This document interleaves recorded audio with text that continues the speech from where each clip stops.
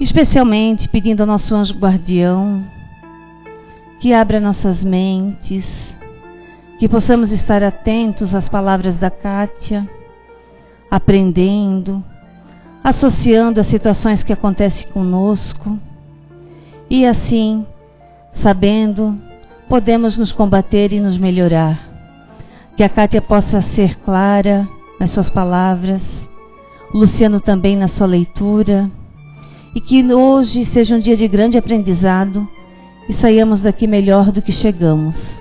Obrigada a Deus por toda essa oportunidade, ao Mestre Jesus que aqui esteve há milênios de anos atrás, nos deixando essa palavra de amor que perpetua até hoje. Que possamos seguir sua palavra a cada dia mais. Assim seja.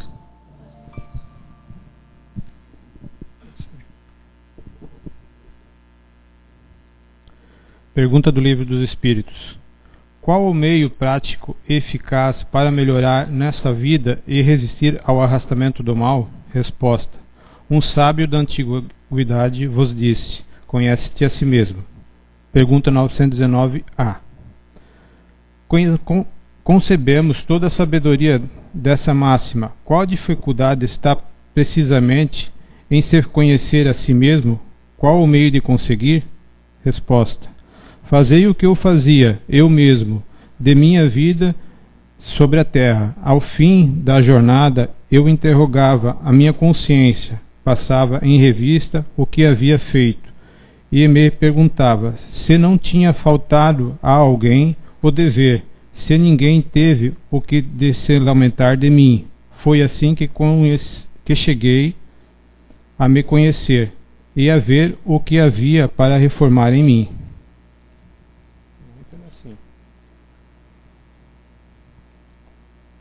A resposta é longa.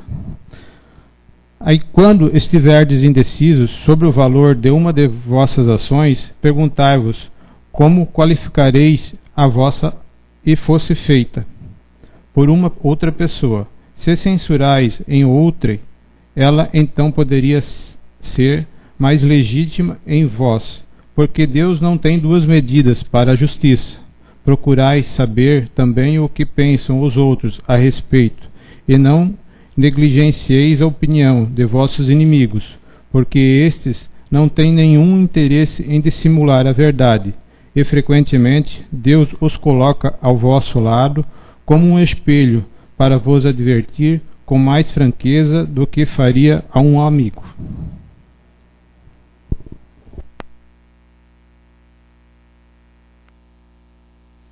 Boa tarde a todos, sejam muito bem-vindos, né?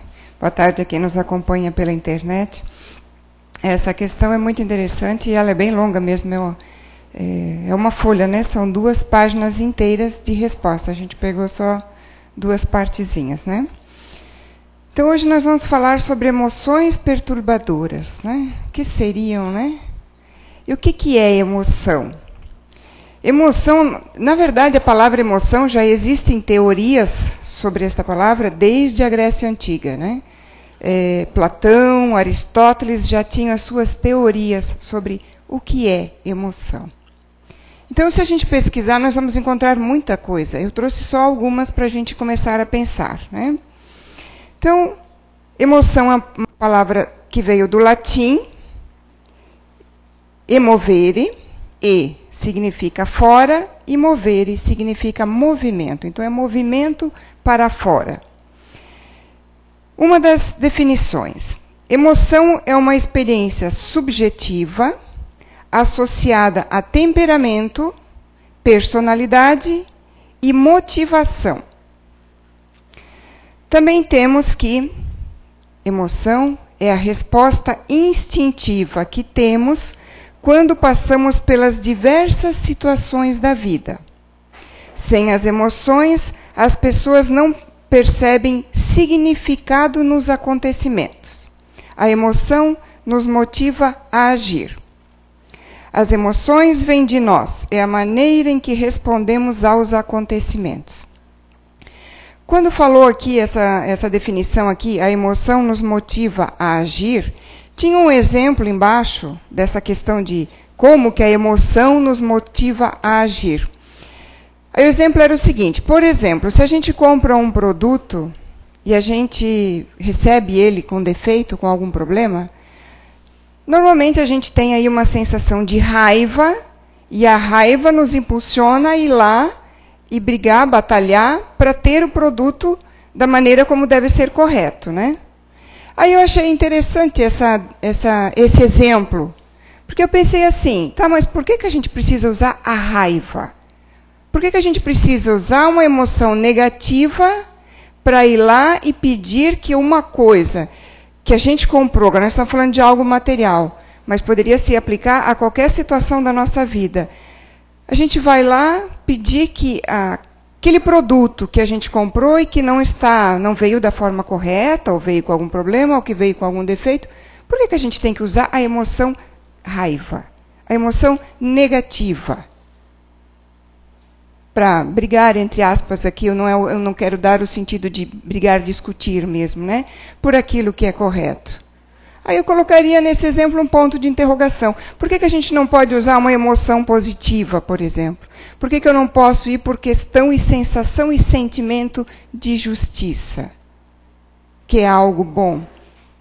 Brigar, batalhar pela justiça. Ficaria algo para a gente pensar, pesquisar, né? E aí nós temos também pesquisas científicas sobre emoção. Mas a ciência já está pesquisando já há algum tempo, né? Então, uma das definições diz o seguinte: não são apenas coisas subjetivas. Antes a gente viu que uma definição dizia que era algo subjetivo, mas agora nós temos uma definição científica que diz que não é apenas uma coisa subjetiva, que acontece somente dentro da mente humana. São experiências que envolvem reações orgânicas, bioquímicas e comportamentais. Elas modificam a frequência cardíaca, a respiração, a coloração da pele, provocam diversas alterações no organismo. São responsáveis por boa parte das nossas decisões e comportamentos. Realmente, né? Quantas vezes a gente não toma uma decisão, como a gente diz, baseado na emoção? Aí quantas vezes a gente não se arrepende depois, né? Porque essa emoção que vem naquele momento, normalmente não é uma emoção positiva. A gente deveria usar as emoções positivas para tomar as decisões da nossa vida. Mas infelizmente a gente usa mais as negativas, né? E realmente, quem fica aí, por exemplo, com uma sensação de raiva, não tem uma alteração nos batimentos cardíacos? Não muda a cor do rosto, fica às vezes um vermelhão, ou fica um branco, muito branco? Não muda a nossa respiração? E isso será que vai nos fazer bem a longo prazo? E aí essa definição científica, ela continua e diz o seguinte: pesquisas recentes têm comprovado que as emoções possuem grande influência sobre o sistema imunológico, consequentemente, no surgimento e na cura de várias doenças. Então, as nossas emoções podem nos levar a ter doenças e podem nos levar a curar doenças, né? Pesquisando também sobre emoções, a gente vê sempre uma palavrinha junto, que se chama sentimento. E aí eu fui procurar, então, qual é a diferença entre sentimento e emoção. Na verdade, não existe um consenso. Existem definições que dizem que a diferença entre sentimento e emoção é apenas o grau de intensidade. Que sentimento é algo com uma intensidade menor e emoção seria com uma intensidade maior. Mas existem definições também que dizem que sentimento é o ato de sentir e que emoção seria uma reação instintiva. A gente já teve uma resposta que fala aqui que é uma resposta instintiva. Se for uma resposta instintiva, emoção nos acompanha desde o primórdio dos tempos. E a princípio, que a gente pode pensar e analisar, elas continuam nos dominando. Em vez da gente dominá-las e controlá-las, elas continuam nos dominando e nos controlando. Independente de sentimento e emoção, o ser humano possui os dois. E é isso que importa, e é isso que nós vamos falar um pouquinho mais hoje. A Vanderlei disse que trazer novidades, eu não sei se eu vou trazer novidades, ou se a gente vai falar de novo a mesma coisa, que a gente já pensa, que a gente já sabe, mas que a gente não pratica, né? Então, posso usar uma vez a palavra sentimento, outra vez a palavra emoção, mas o que importa é que nós temos essas definições, isso faz parte dentro de nós, do ser humano. E elas vão ser boas ou vão ser ruins, conforme o que nós fizermos delas. Conforme nós trabalharmos elas e conforme nós deixarmos elas nos dominarmos ou nós dominarmos elas. Como o nosso título hoje é Emoções Perturbadoras, nós vamos falar um pouquinho sobre algumas delas, como raiva, ciúme, inveja, desgosto, ódio, impaciência, intolerância. Mas assim, a gente sabe que essas emoções existem. A gente sabe que elas acontecem conosco. Eu já estudo a doutrina espírita, eu já escuto palestras, eu já leio livros, eu sei disso. Mas a dificuldade está em a gente colocar em prática. A gente sabe e vai fazer como? Como é que eu vou trabalhar as minhas emoções negativas, se inclusive elas podem ser, conforme algumas definições, instintivas? Então já vem comigo, já vem do começo da humanidade e já vem comigo há muito tempo.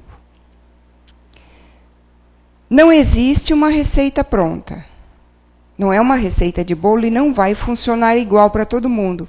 Até porque para cada um de nós temos algo um pouquinho a mais para trabalhar. Uns vão trabalhar mais o ódio, outros vão trabalhar mais a raiva, outros vão trabalhar mais a impaciência, outros a intolerância, outros o ciúme, outros a inveja. Então não existe uma receita pronta. Mas a gente pode começar pelo autoconhecimento. Porque a partir do momento que eu me conheço, eu posso começar a trabalhar essas emoções. E aí a gente começa pela leitura de hoje.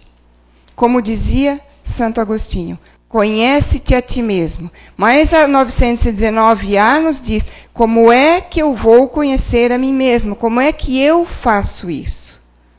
Então ele já nos deixou um legado, algo a seguir. No final do dia, eu escuto a minha consciência.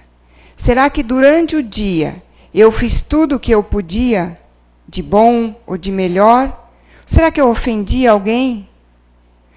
Mas como é que eu vou saber se aquilo que eu disse, se aquilo que eu fiz, se aquela maneira que eu tenho de agir ofendeu alguém ou não? Aí a gente pulou a página e foi lá num trechinho mais adiante, que eu aconselho que todos leiam a 919 e 919A. E lá no trechinho adiante diz, analise, se coloque no lugar do outro. Se aquilo que você fez ao outro, se aquilo que você disse ao outro, se a maneira como você disse ao outro alguma coisa, você gostaria de receber daquela forma? Você gostaria que a pessoa viesse falar com você dessa forma? Você gostaria que a pessoa agisse daquela forma, com aquela intensidade, com aquele jeito de falar e com aquelas palavras? Bom, se eu não me magoei, se eu não me ofendi, se aquilo foi legal, então provavelmente eu estou no caminho certo.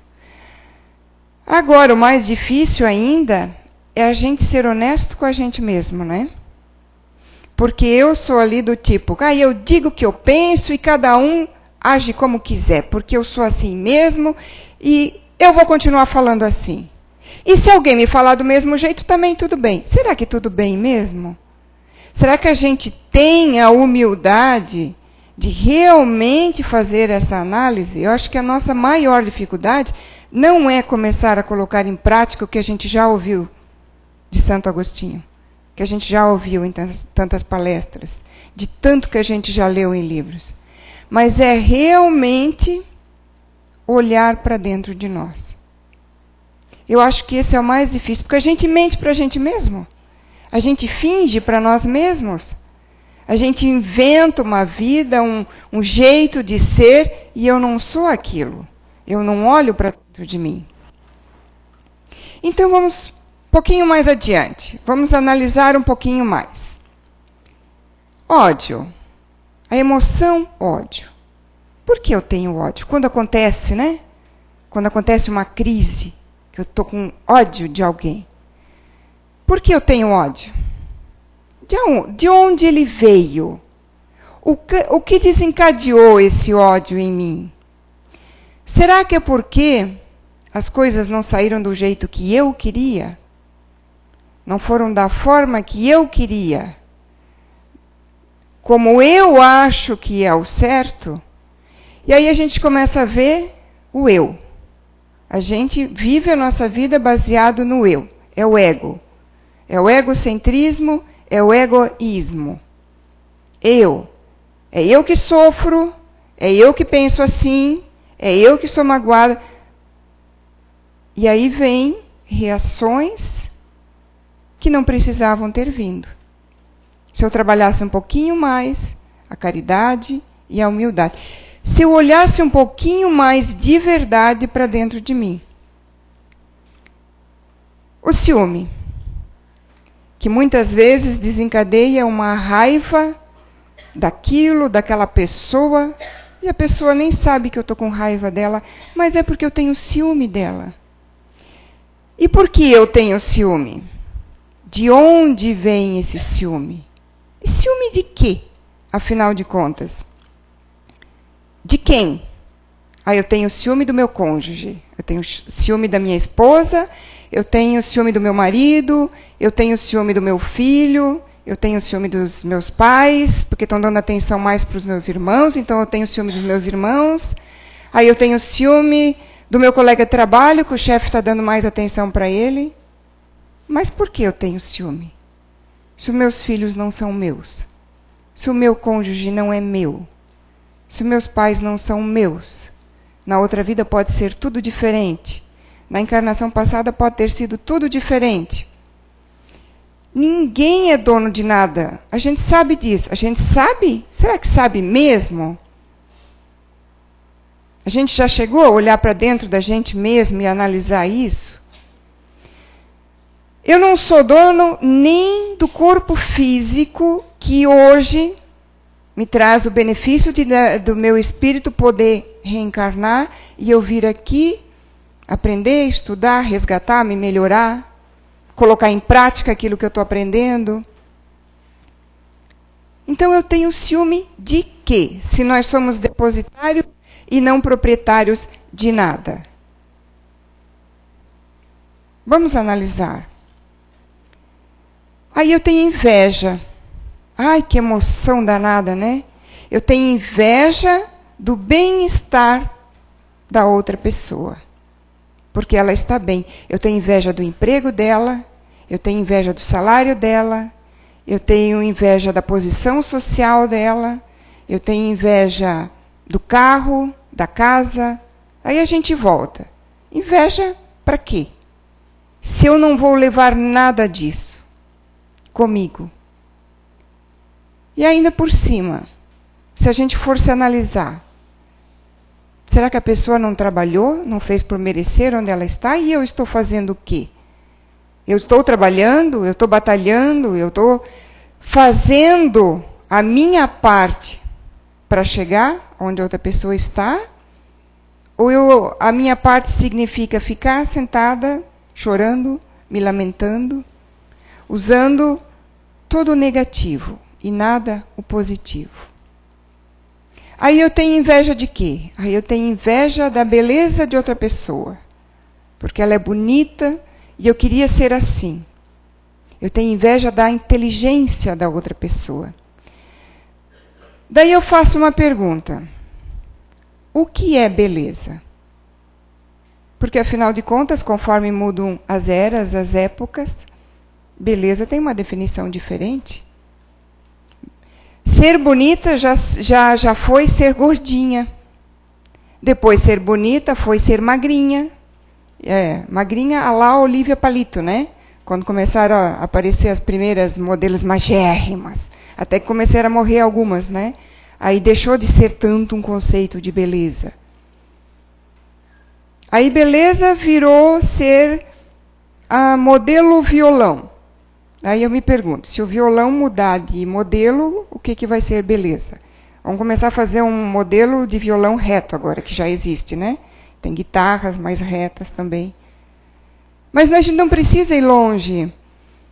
Se a gente for dentro agora da nossa época, se a gente for lá para o outro lado do mundo, se a gente for para a Arábia, por exemplo, ser bonito é ser gordinho.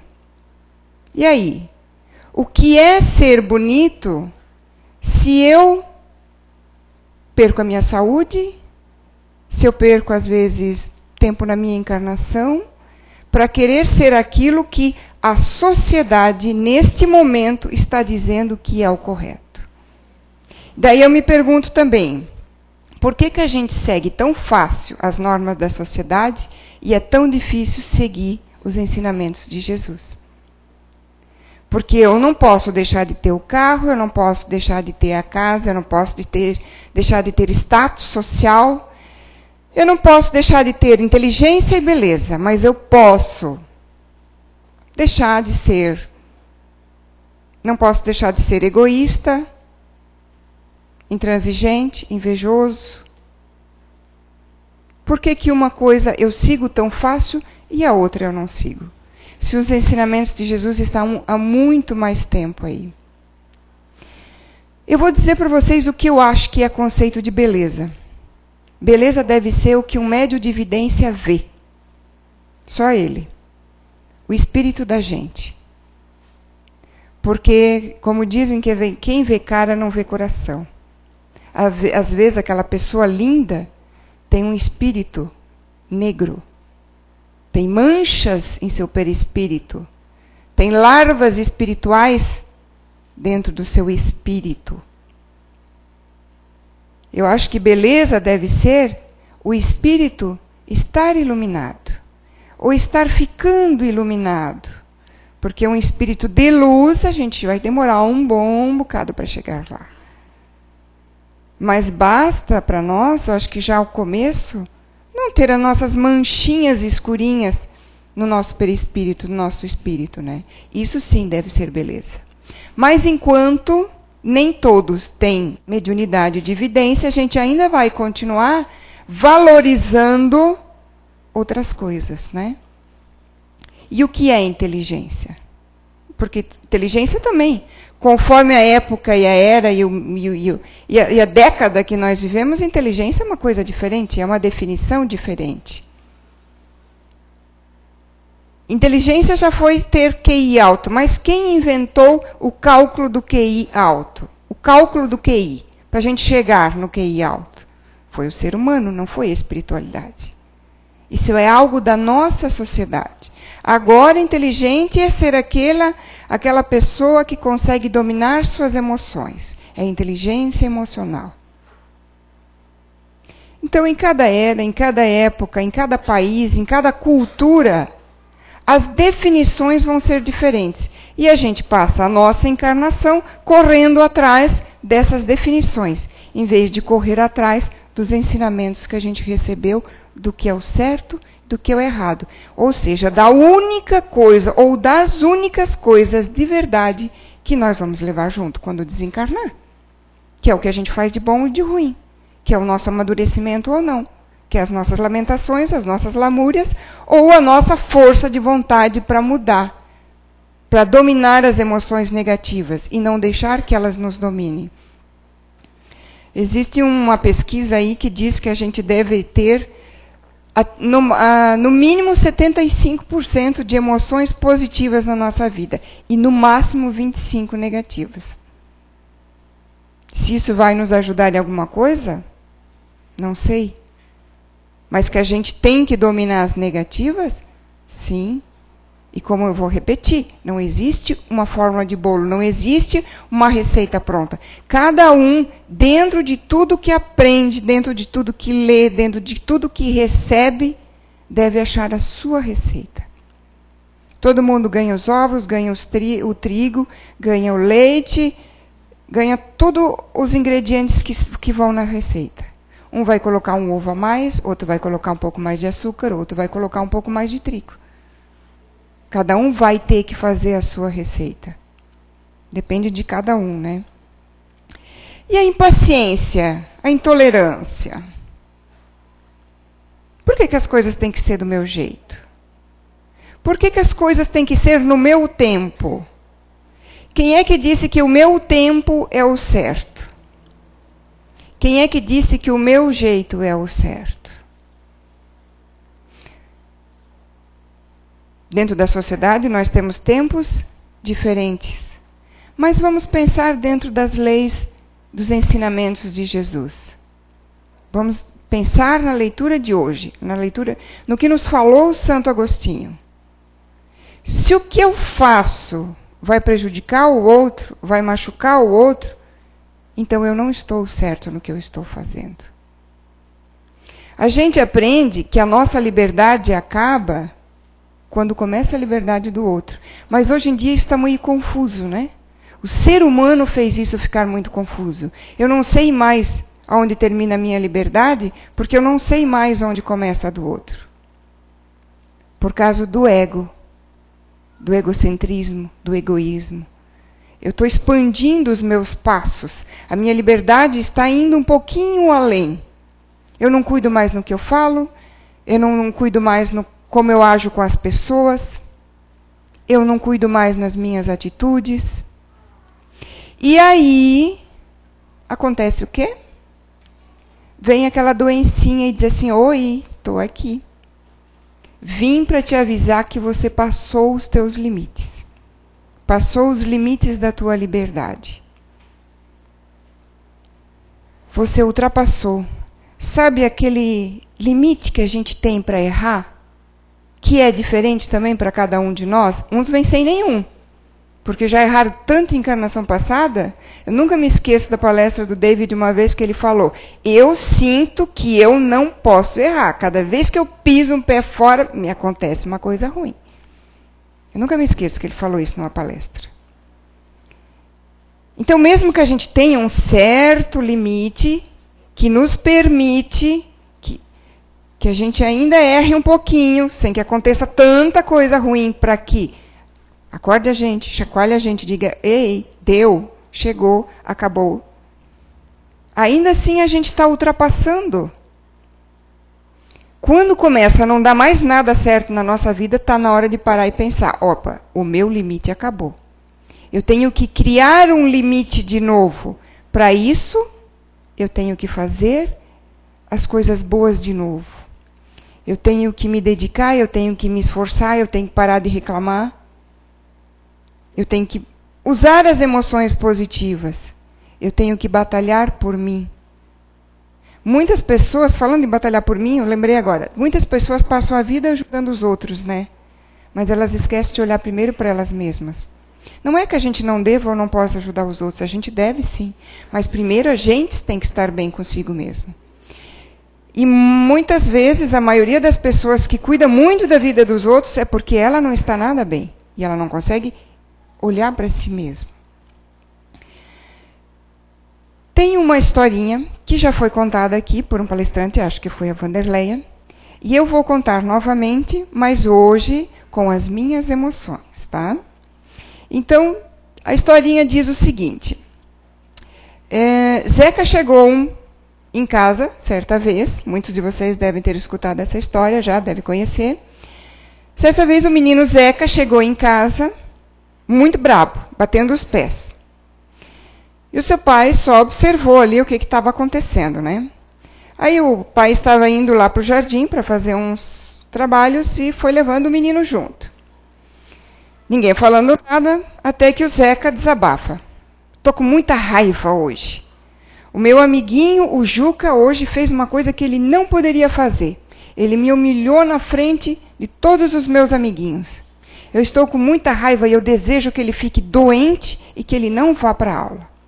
O pai, só escutando aquilo, levou ele até lá fora, abriu um depósito que tinha lá, tirou um saco de carvão, abriu o carvão e disse para o menino, o Zeca, o seguinte: então vamos fazer o seguinte exercício. Vê aquela camiseta branca estendida lá no varal? Faz de conta que ele é o seu amiguinho Juca.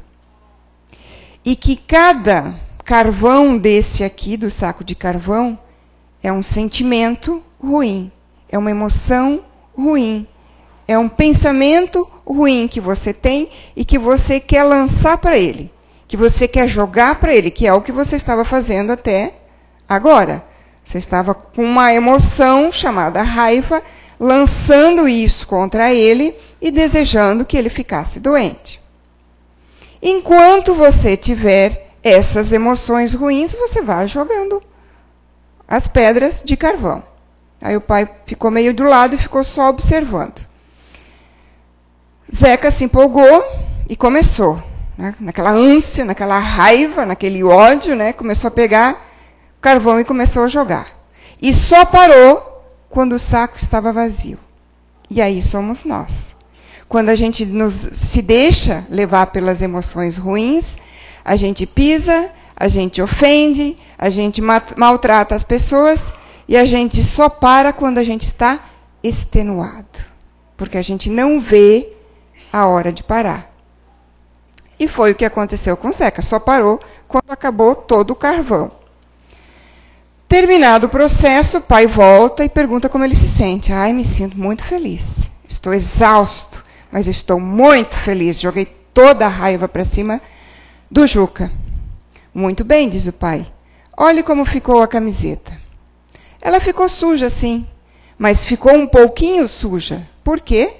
Porque a essa distância, nem todos os carvões bateram na blusa. Então ela pegou um pouco de sujeira, mas não ficou completamente suja.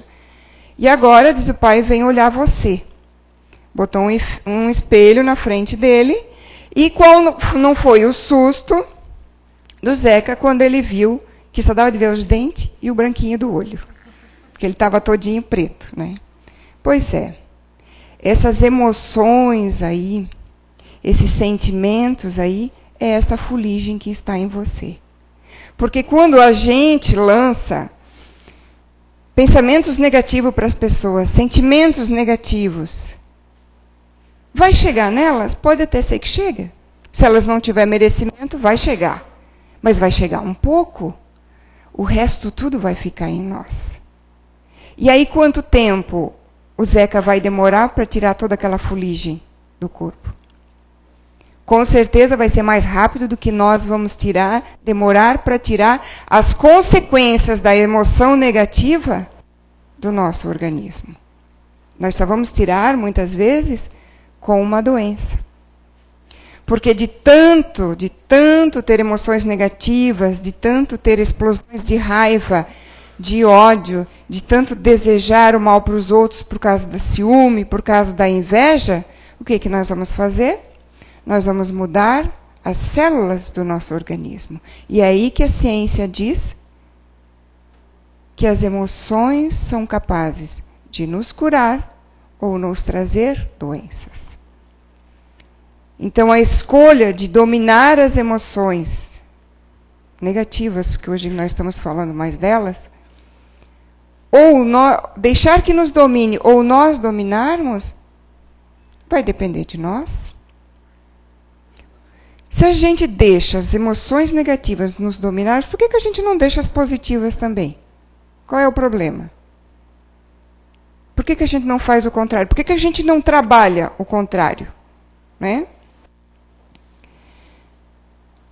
E como fazer isso, né? Novamente, a gente está falando, chegando na mesma tecla. Tá, tudo bem, Kátia, eu sei isso tudo. Mas como que eu vou fazer isso? Os ingredientes também todos nós temos. Praticar a caridade. Praticar a humildade. Deixar de ter o nosso ego tão grande. Deixar de pensar tanto no eu. Praticar o que Santo Agostinho disse. Fazer uma análise diária de como foi o meu dia. Se eu fiz tudo o que era possível, Se eu fiz tudo o que era correto, e eu volto a dizer, se eu não sei se o que eu fiz era correto ou não, vamos nos colocar no lugar do outro. Eu gostaria de ter recebido as coisas desta forma? É a melhor maneira de nós aprendermos. E a leitura também nos traz uma coisa muito interessante.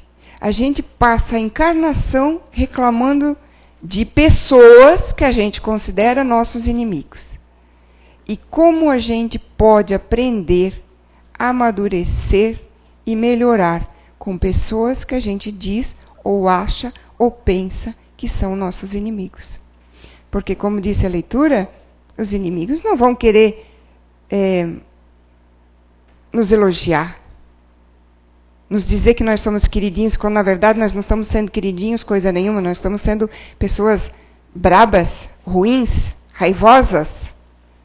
O inimigo é aquele que vai nos dizer a verdade. Aquele que a gente considera o inimigo. Mas será?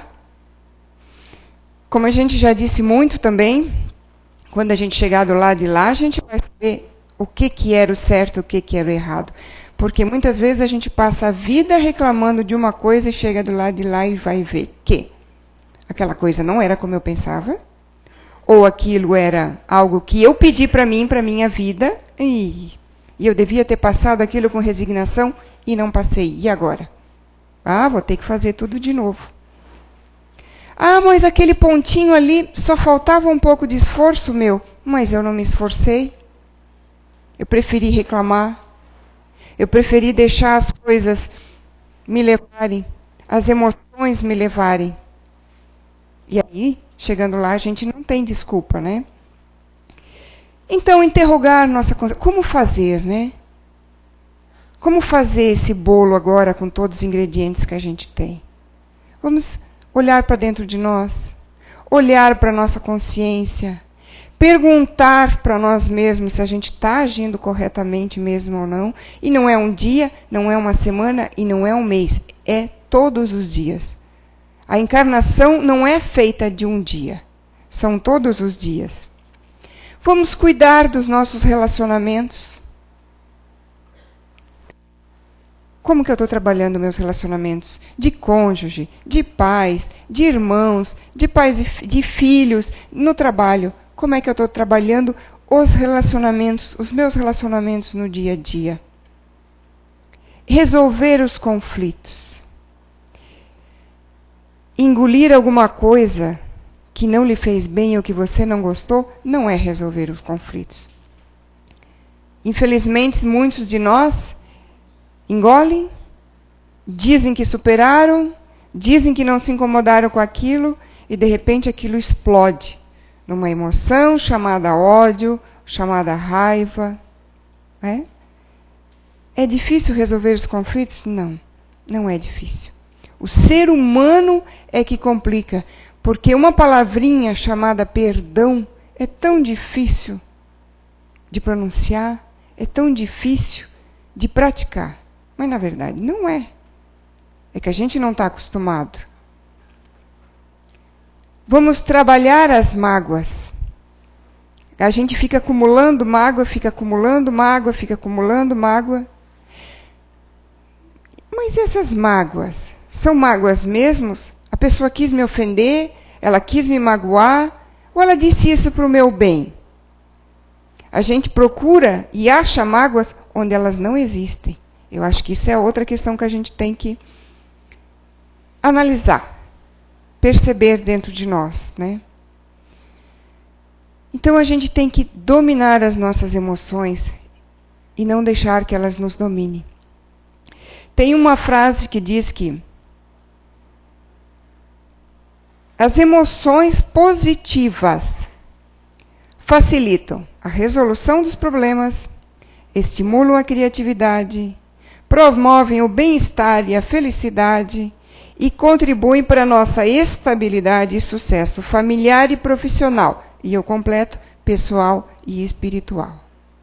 Então, se as emoções positivas só nos fazem bem, só nos ajudam naquilo que nós estamos com o nosso problema, se elas nos facilitam descobrir a resposta que nós estamos procurando, aquela receita de bolo que só é minha, que só vai servir para a minha vida.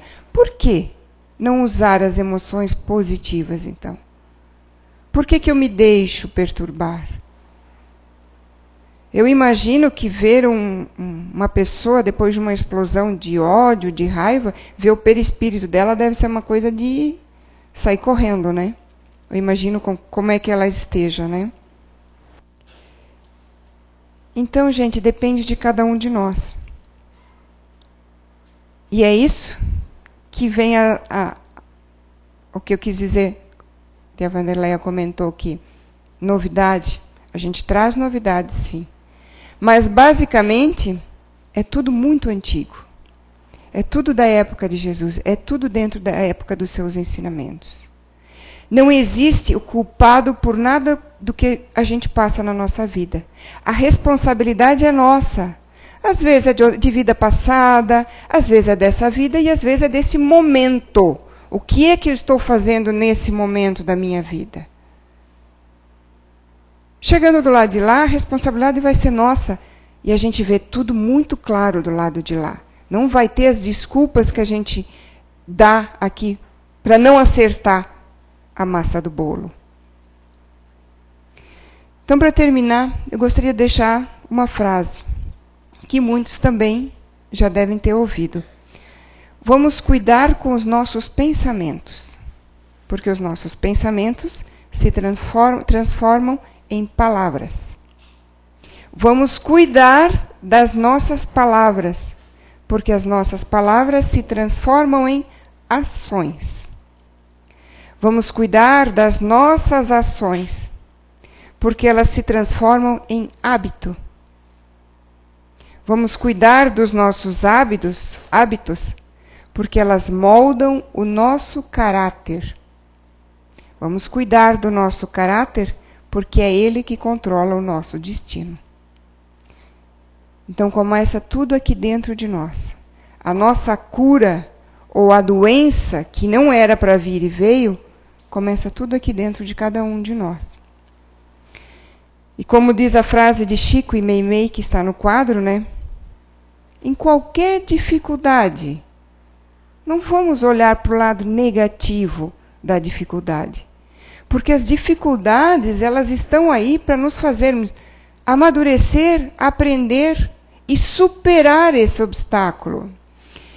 Se a gente comparar as dificuldades com uma vida escolar, a gente sabe que mesmo o professor passando a matéria, como a matéria é isso tudo que a gente tem, são os nossos ingredientes, a gente só vai aprender e passar de ano quando a gente fizer os exercícios, quando a gente estudar e aprender para ter a nota mínima para passar.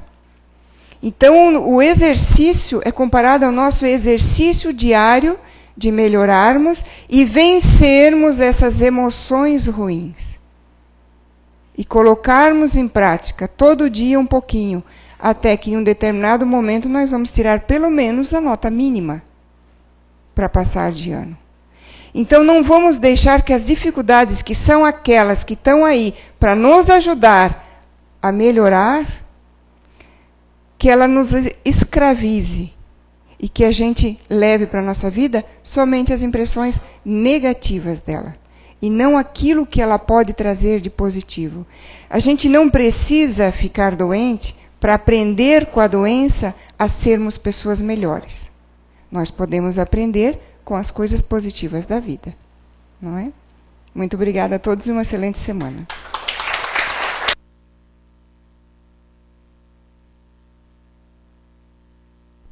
Obrigada, Kátia, pelos ensinamentos. Novidade foi a palavra que eu usei, mas com certeza trouxe muita coisa boa, né? Basta praticar como sempre, que é o mais difícil para todos nós. Então, assim, vamos nos organizar. A gente vai fazer a oração final, a Kátia vai fazer. Depois eu convoco aqueles que ainda querem comprar um bilhetinho da rifa antes do nosso sorteio, ok? Então vamos relaxar, né? Não vamos pedir agora na oração para ser sorteado, né? A sexta é para ser minha. Estou brincando. Então tá, vamos lá, Kátia agora fazendo oração. Obrigada, Pai Maior, por esta harmonia, por esses ensinamentos, por essa energia que recebemos hoje, por termos um anjo da guarda, um protetor, como queiramos chamar, que nos acompanha, nos intuindo sempre, querendo o nosso melhor. Sabemos que não estamos abandonados, que temos toda a oportunidade de nos melhorarmos, de praticarmos, de sermos espíritos, pessoas melhores, que possamos então batalhar, nos esforçar, usar mais o potencial que cada um de nós tem, usar nossas emoções positivas para fazer da nossa vida uma vida melhor, para fazer do nosso caminho o caminho correto, para acertarmos mais e errarmos menos, para sermos pessoas melhores a cada dia, para sermos espíritos melhores a cada encarnação. Obrigada a toda a espiritualidade boa e amiga, sempre presente nos trabalhos, que nos acompanham também no nosso dia a dia, que nos acompanham em nossos lares, pois sabemos que nunca estamos sozinhos. Nossos parentes desencarnados, muitos que nem lembramos ainda, e que estão torcendo para a nossa melhora, para poder nos receber quando chegarmos do lado de lá. Obrigada a tudo, obrigada pela vida, obrigada pela reencarnação, obrigada pela chuva, pelo sol, obrigada por podermos aprender cada dia um pouco mais. Que assim seja.